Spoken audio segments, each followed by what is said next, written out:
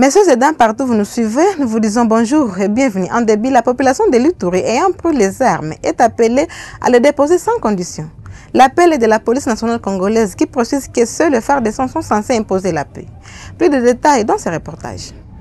Sous un ton unanime et de sérénité, ces étudiants inscrits dans différentes institutions d'enseignement supérieur et universitaire disent non à la recrudescence de violences armées en Ituri en général et en territoire de Djougou en particulier. Je suis d'abord juriste, je ne peux pas soutenir ça.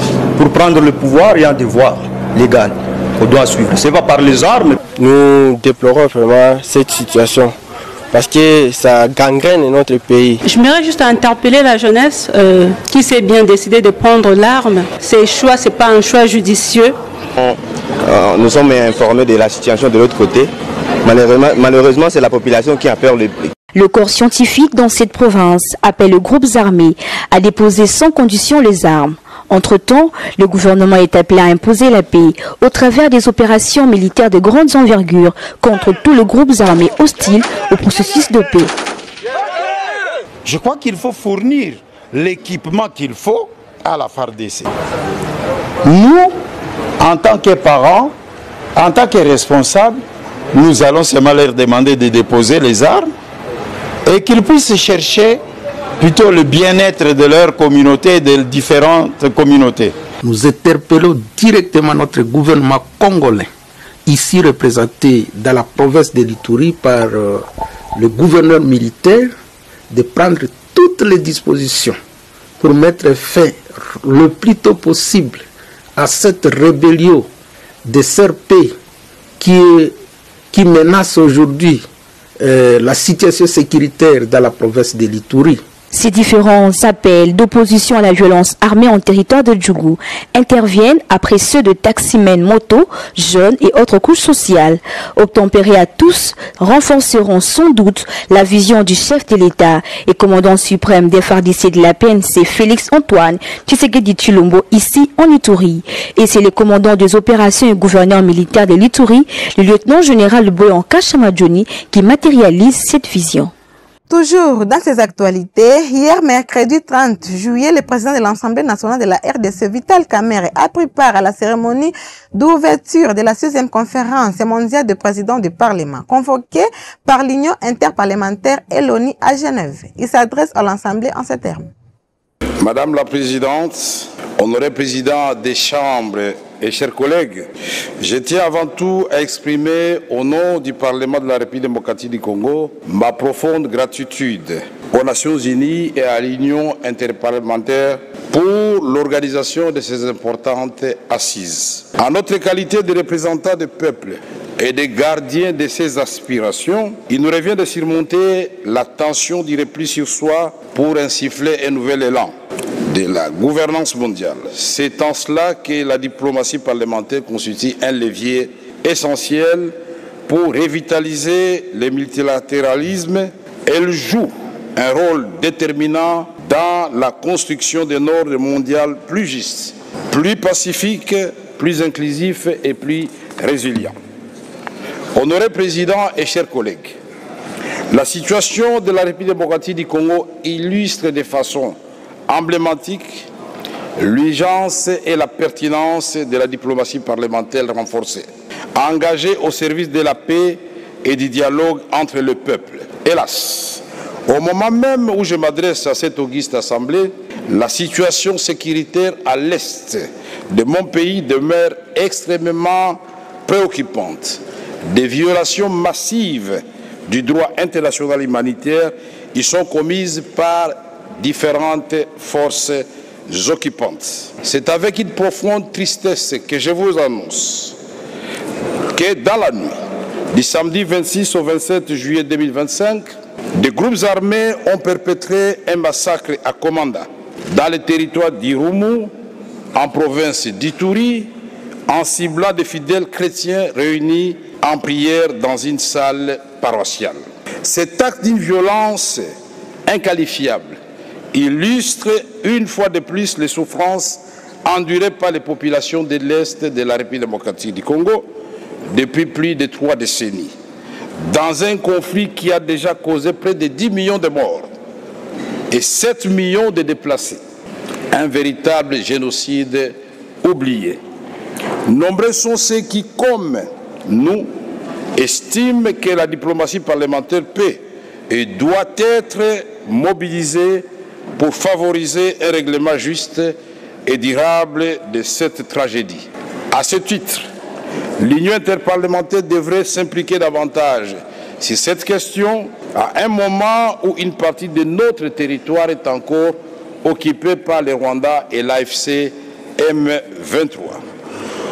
Aujourd'hui, à Genève, ville symbole des droits de l'homme, je vous invite à vous joindre à la voix du peuple congolais pour condamner sans équivoque ces crimes odieux commis contre des civils innocents. Mes chers collègues, malgré les pertes et la charge historique que nous ressentons, notre pays, à travers le leadership de son président, Félix Antoine Tshisekedi Tshilombo, a fait le choix courageux de la paix avec notre voisin, le Rwanda. Une paix juste, sans toutefois renoncer à sa souveraineté et encore moins à la justice et à la réparation. La conclusion des processus de Washington et de Doha suscite beaucoup d'espoir dans la perspective de restaurer la paix dans la région des Grands Lacs et de créer des conditions d'une prospérité partagée. Honoré Président et chers collègues, l'engagement de la République démocratique du Congo pour la paix dépasse le cadre du conflit entre le Rwanda et mon pays. Je voudrais réaffirmer notre volonté sincère de renforcer nos liens naturels de coopération et de cohabitation pacifique avec l'ensemble de nos voisins, y compris la Zambie, Madame la Présidente. Ce que nous recherchons, c'est de faire taire le fracas des armes du Sud-Soudan au Sahel, du Niger, place au grondement des tracteurs de nos champs et au ronronnement des machines industrielles dans nos zones économiques. Ce que nous souhaitons, c'est libérer nos jeunes et nos femmes de l'angoisse de la guerre et du terrorisme afin qu'ils participent pleinement à la prospérité de notre pays et de l'émergence de notre continent dans un monde plus juste et plus pacifique. Que Dieu bénisse cette assemblée et que le peuple de nos pays se retrouve aussi béni. Je vous remercie. Dans le Haut-Katanga, dans une déclaration faite hier à Lubumbashi, l'Union sacrée réaffirme son soutien total au gouverneur Élie Jacques Kabula face à ce qu'elle estime des tentatives de déstabilisation. Déclaration de soutien au président Félix Antoine Tshisekedi Tshilombo et au gouverneur Jacques Kabula Katwe. Nous, membres engagés et patriotes de l'Union sacrée de la nation au Katanga, exprimons par la présente notre ferme soutien au président de la République démocratique du Congo, son Excellence Félix Antoine Tshisekedi Tshilombo. Nous saluons avec respect et fierté les avancées diplomatiques remarquables réalisées sous sa direction, ainsi que toutes ces initiatives internes visant au rétablissement durable de la paix, de la justice et de la bonne gouvernance et de l'intégrité de notre territoire national. Ces efforts sont la preuve éclatante d'un leadership fort et visionnaire, déterminé à bâtir une RDC unie, prospère et respectée sur la scène internationale. Dans cette dynamique, nous apportons notre appui total au gouverneur Jacques Kabula Katwe, fidèle élève et digne représentant de la vision du chef de l'État dans la province du Haut-Katanga. Par son action résolue, Jacques Kabula matérialise sans ambages cette vision à travers une gouvernance exemplaire. Au-delà des infrastructures routières dignes d'éloge, il s'attache au bon fonctionnement des institutions locales et à la régularisation des arriérés des salaires, désormais révolus. Il incarne un leadership moderne qui prône la cohésion sociale, rassemblant toutes les composantes ethniques de notre province autour d'un esprit d'unité et de paix. Ce gouverneur est exemplaire et inspire confiance, inscrivant son action dans la continuité des valeurs incarnées par le président Tshisekedi. Dans cette optique, nous mettons fermement en garde tous nos compatriotes contre les comportements malsains qui visent à semer la division et la haine au sein de notre peuple. L'Union sacrée au Katanga reste unie et indivisible autour de Félix-Antoine Tshisekedi Tshilombo, notre seul et unique chef de l'État, et autour de Jacques Kabula, notre gouverneur par excellence. Nous invitons tous les citoyens à promouvoir activement la paix, à soutenir sans réserve notre gouverneur Jacques Kabula, à qui nous adressons nos vœux les plus sincères de prompte guérison. Enfin, que cessent les propos injurieux et irrespectueux entre frères et sœurs, que nous soyons tous fascistes, fiers des couleurs et de nos partis politiques qui composent l'Union sacrée. Que vive le président de la République démocratique du Congo, son Excellence Félix-Antoine Tshisekedi Tshilombo, que vive son Excellence Jacques Kabula Katwe Wandani, que vive la province du Haut-Katanga, que vive l'Union sacrée. Nous vous remercions. Union sacrée, viva! Viva! Union sacrée, viva! Viva! Union sacrée, viva! Viva! Viva! Viva! Félix Tshisekedi, président de la République, chef de l'État, béton.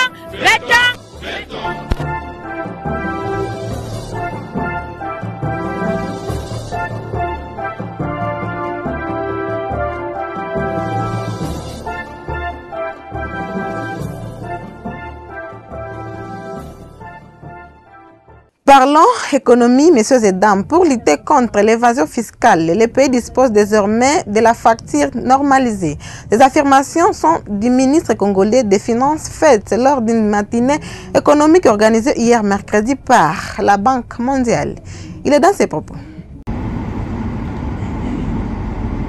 Cela va permettre le suivi des opérations de déduction de la TVA, parce qu'il s'agira de suivre à la fois la TVA collectée et la TVA déductible et dégager les montants de la TVA nette à payer à l'administration fiscale. Pour les entreprises qui ont déjà les systèmes de facturation, il faudra les mettre en conformité grâce au dispositif que nous avons et nous allons mettre à leur disposition.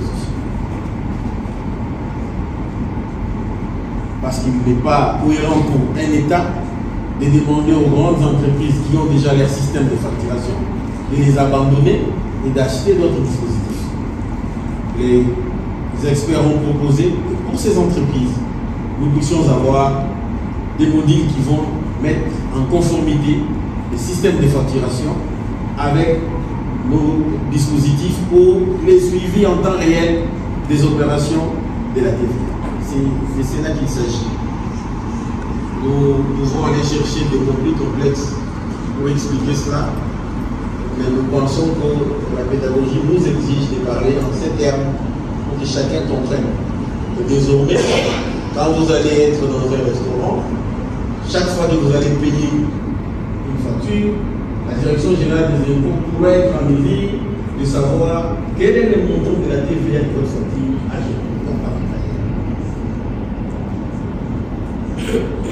Nous commençons avec la première phase qui va prendre un certain nombre d'entreprises, des grandes, mais également nous allons généraliser après parce qu'au-delà de la facture normalisée, une deuxième réforme va venir et elle est déjà en cours que nous allons appeler la facture numérique ou la facture digitale qui va venir compléter cette réforme. Celle-là va s'atteler à répondre aux impératifs, aux exigences du secteur comme celui bancaire, comme celui des télécommunications, que la facture normalisée ne peut pas adresser.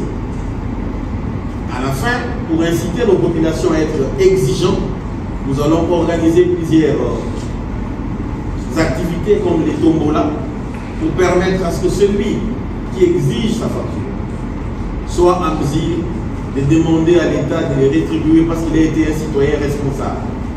Chaque fois que vous allez acheter un bien, vous devez désormais exiger votre facture. Parce que cette facture est la source des moyens que votre État va disposer pour financer les priorités dont vous avez besoin. La santé, la gratuité de l'enseignement, la gratuité de la maternité, la modernisation des voiries et tout ce que nous faisons dans le pays. Si nous réussissons cette réforme, nous adressons beaucoup de problèmes qui inquiètent notre jeunesse et notre pays, l'emploi et tous les autres. Pour résoudre ces questions, il faut mobiliser autant de ressources financières pour répondre aux besoins de la population. Et à l'instant, si nous achetons partout où nous allons, nous faisons des opérations, que ce soit ceux qui font les opérations de services ou ceux qui font la livraison des biens corporels, LBC,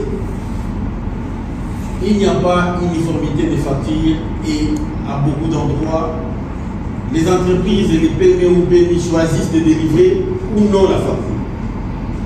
Il appartiendra désormais à tout citoyen d'exiger sa facture parce que cette facture vous permettra demain, en plus de ce que vous allez gagner en termes de dépenses publiques que l'État va effectuer, la facture va vous aider également à jouer à une loterie, à un tombola qui va vous permettre d'avoir une maison, d'avoir des véhicules et d'avoir d'autres opportunités. C'est pour cette raison que nous sommes ici pour sensibiliser les membres de la Fédération des entreprises et des autres corporations fêtières, Copemeco et autres, pour se préparer à se conformer aux exigences légales. Il y aura une période de mise en conformité qui va partir au 1er août où nous généralisons la facture normalisée et nous allons siffler la fin de la récréation pour imposer les respects des dispositions légales et quiconque va freindre à ces dispositions devra être sanctionné. Celui qui ne va pas utiliser les dispositifs que nous allons mettre à sa disposition n'aura pas droit à déduire sa TVA. Donc si vous réalisez les opérations des ventes et que vous collectez pour l'administration fiscale 1000 francs congolais et que vous également vous allez faire les opérations d'achat pour vous approvisionner à 500 francs congolais, logiquement vous devriez payer 500 francs en net au niveau de la Direction générale des impôts parce que nous admettons la déduction de cette TVA que vous avez payé chez les autres. Mais si, après la période de la mise en conformité, vous ne respectez pas ce que nous demandons ici, si vous collectez 1000, nous refusons que vous puissiez déduire les 500, nous vous exigeons les 1000. C'est pour inciter le monde des affaires, les entreprises, les PME à venir et souscrire à cette réforme qui va aider notre pays à mobiliser des ressources financières dont nous avons besoin pour faire face à nos priorités. Cette réforme est portée par son Excellence Monsieur le Président de la République, chef de l'État, son Excellence Monsieur Félix Antoine Tshisekedi Tshilombo, qui a instruit le gouvernement de prendre toutes les dispositions possibles pour que la réforme puisse aboutir. Et cette réforme est un engagement ferme du programme économique du gouvernement signé avec nos partenaires du Fonds monétaire international. Il s'agit même d'un repère qui est suivi et évalué par nos partenaires. Donc nous invitons. En clôture de ces actualités, rendons-nous à Kananga où le sénateur Jean Tshisekedi Kabasele poursuit la vulgarisation de l'accord de paix entre la RDC et le Rwanda ainsi que la déclaration des principes signée à Doha. Reportage.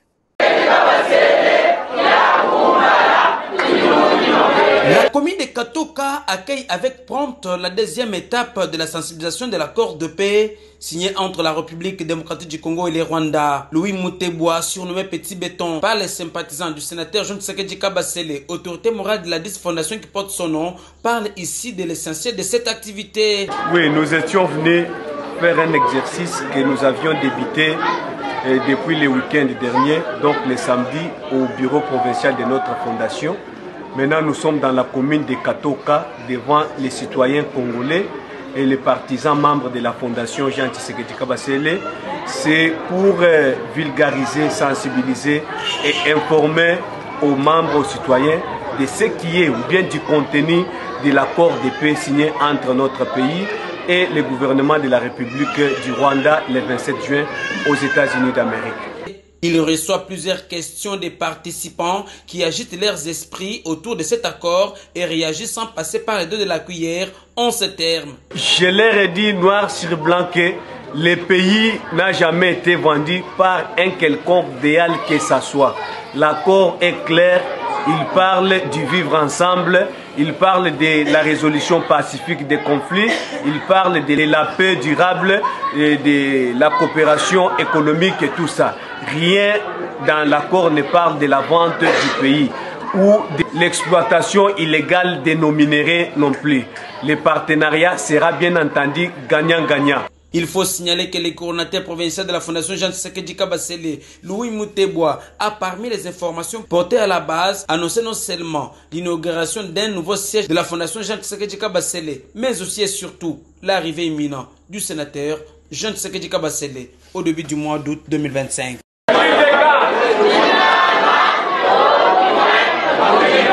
Comme dit précédemment, c'est par cet élément que nous mettons fin à ces actualités. Merci de nous avoir suivis. Portez-vous bien.